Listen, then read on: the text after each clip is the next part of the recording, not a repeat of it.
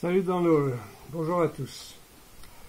Je vous démarre aujourd'hui une petite série de vidéos consacrées aux dieux et aux déesses du Rig Veda. Aujourd'hui on va commencer par parler de Indra et Agni, les deux dieux principaux, ceux qu'on voit le plus souvent. Voilà. Bon, Agni, c'est le dieu, c'est le feu, hein, ça veut dire feu. Vous avez plusieurs, dans les hymnes, vous avez quelquefois, on parle de plusieurs feux. Donc c'est le mot Agni qui est adapté, retourné, enfin, etc.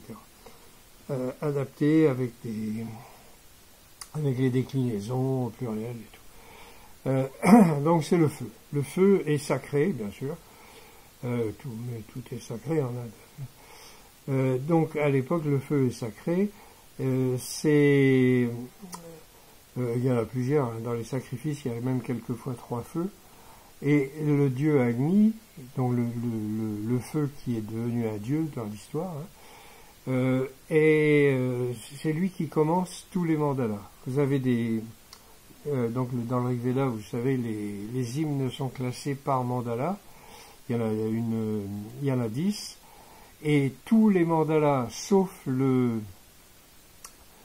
8e et le 9e, commencent par un hymne à Agni. Le Rig Veda commence par un hymne à Agni. Hein, il démarre comme ça, c'est Agnimile Puruitam, Yajñasya Devamrividjam, Autaram Ratnadatamam. Encore je prononce pas bien sans doute. Donc ça veut dire que je chante Agni, le dieu du sacrifice, celui qu'on met devant, c'est pas dans l'ordre, hein.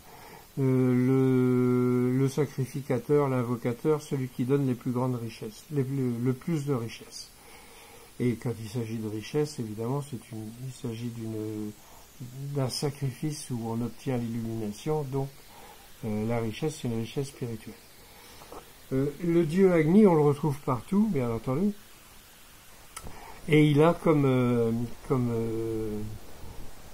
tâche aussi, comme activité en tout cas, il transmet les offrandes aux autres dieux.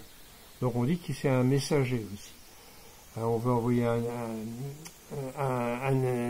faire une offrande à Indra ou à Sarasvati ou n'importe qui,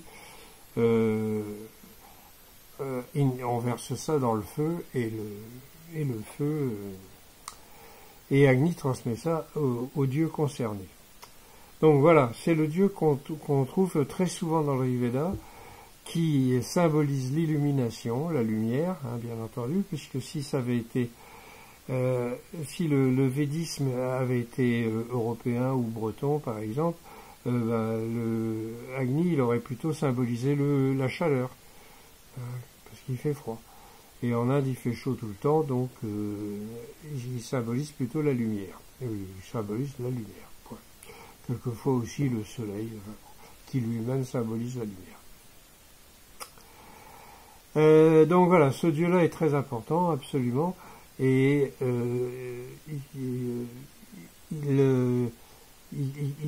comment dire, il est sans doute à la base de tout, hein, de toute la spiritualité védique, mais qui a dû commencer longtemps avant, hein, à l'époque où ils étaient chasseurs-cueilleurs, et puis bon, voilà. Bon, voilà pour Agni. On va passer à Indra maintenant. Indra, alors lui aussi c'est un dieu très important.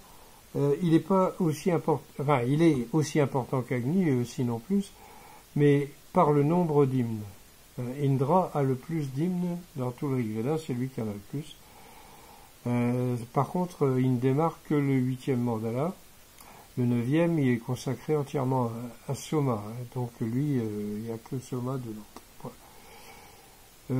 Aucun autre dieu n'a ça.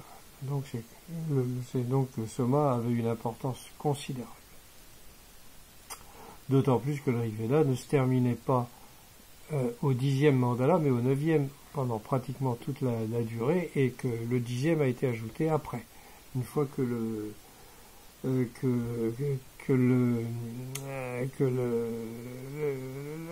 la pénurie de Soma, c'est une fois qu'elle aura eu lieu, quoi, il y a environ 4200 ans, donc en moins 2200. Donc Indra, c'est qui alors? Donc c'est un guerrier, hein, c'est un guerrier, parce que le nom d'Indra, il faut commencer par regarder toujours, hein, quand on regarde un dieu, on étudie un dieu, on essaie de voir à quoi ce que signifie son nom. Le nom d'Indra, il est basé sur la racine Ind, IND, qui vient de l'indo-européen. Alors là, je ne sais pas trop, mais je pense que il était aussi un dieu en Iran, donc qui avait aussi à peu près la même langue. C'est pas la même langue, mais enfin bon, c'était assez proche. Et donc c'était tout ça, c'était de ce qu'on a qualifié de indo-européen, mais pour l'instant il n'y a que indo, hein, parce que l'européen, on n'y est pas encore, peut-être pas. Voilà. Et donc, donc ça signifie, cette racine-là signifie force, énergie, violence, puissance. Voilà, c'est un guerrier, quoi. Alors, qu'est-ce qu'il fait dans l'Ayurveda? Eh ben, il combat des ennemis. Il combat Vritra, il combat Shoshna, il combat Shambhara, Atri, voilà, peut-être d'autres encore. Et donc tous ces personnages-là représentent soit quelque chose, soit quelqu'un, soit des événements qui ont eu lieu en même temps. Donc probablement des sécheresses, parce que d'après le nom de l'étymologie de Shushna, par exemple, ça veut dire aridité, sécheresse, grosse chaleur. Ouais. Donc c'est probablement lié à ça, et comme c'est ancien, c'est parmi les plus anciens, on peut peut-être estimer que ça a eu lieu soit il y a 6000 ans, soit 7000, soit peut-être 9000 ans. Bon, faut creuser. Il y a eu des grosses sécheresses. Hein. La plus récente, donc c'est celle de moins 2200. Celle-là qui a mis fin au Soma. Mais il y en avait eu d'autres avant. Ces sécheresses, elles génèrent des déplacements de population. Quand tout d'un coup, dans un coin, on peut plus cultiver, ou alors non, ils cultivaient pas encore à cette époque-là. Je parle des anciennes.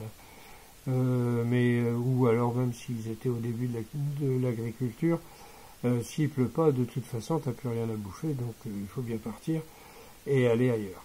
Et donc ailleurs, il y a quelquefois déjà des gens qui sont sur place et ça peut générer des histoires. Donc c'est pour ça que on retrouve Indra qui massacre les Dasyus, qui extermine les jaloux, les trompeurs, les voleurs, etc.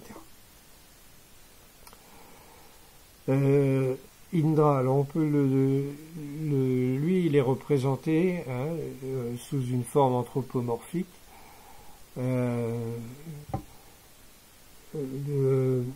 Alors qu'Agni ne l'est pas, bon, même si on le qualifie de taureau, on qualifie aussi Indra de taureau, et puis aussi d'autres comme Rudra ou Soma, et même d'autres encore sans doute. Indra est probablement blanc. Il a la peau claire en tout cas. Il a la barbe rousse ou blonde.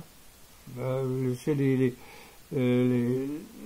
indianistes du XXe siècle, et même d'avant, peut-être même du XIXe, qui ont dit qu'il avait la barbe blonde. Bon, alors quand je me méfie des indianistes, on va dire barbe rousse. Je parle des indianistes anciens, ceux qui prenaient tout au premier degré. Alors, bien sûr, il représente la force, la puissance de l'esprit, hein, de l'énergie spirituelle, la Shakti, appelez ça comme vous voulez, hein, c'est pas beaucoup d'importance. Donc toute l'énergie spirituelle qui est nécessaire pour atteindre l'illumination, parce que si on l'a pas, on n'y arrive pas. Donc et ça, bon, ça a été largement étudié dans tous les sens, soit par les plantes antéogènes, soit par des techniques de yoga ou de pranayama ou de la méditation, enfin, etc. Là, les Indiens sont les champions du monde pour des techniques d'illumination. Le soma était une plante antéogène. À l'époque, ils s'emmerdaient pas, ils prenaient le soma, voilà, et au moins avec ça, ils savaient que s'il fallait que le sacrifice démarre le matin et que le sacrifiant ait son expérience au lever du soleil, bon, ben, il n'y a pas 36 solutions. Hein. Vous pouvez essayer avec le pranayama, mais c'est pas du tout sûr que ça va marcher.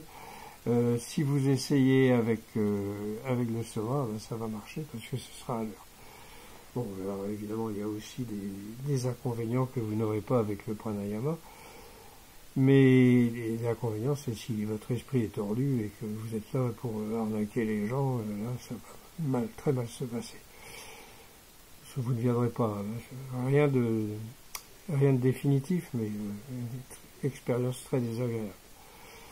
Donc, Indra, alors, donc, je vous disais, il est blanc, il a probablement une barbe rousse, il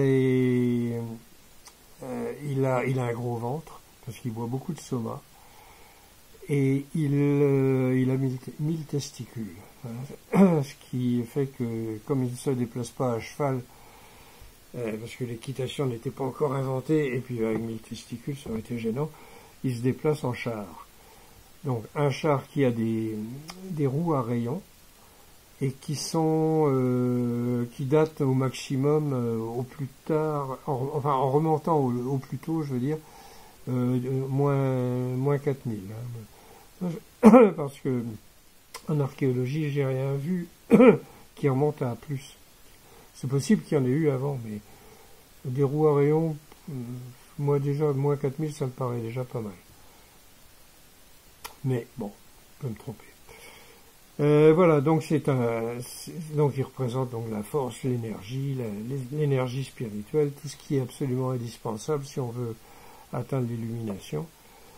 Et il est très sympa avec les gens qui l'honorent, qui le vénèrent. Par contre, il l'est beaucoup moins avec les autres.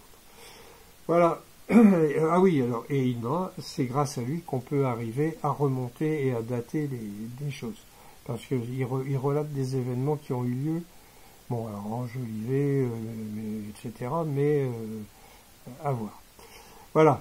Donc, bon, la prochaine fois, je ne sais pas qui on va voir, peut-être Sarasvati, Aditi ou Chas, on va faire un tour du côté des femmes, ça nous changera. Voilà. Donc, alors, autre chose. Bon, j'arrête là.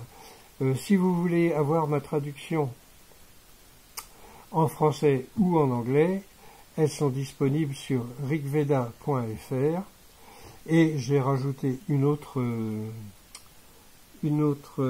adresse, une autre URL, c'est therigveda.org.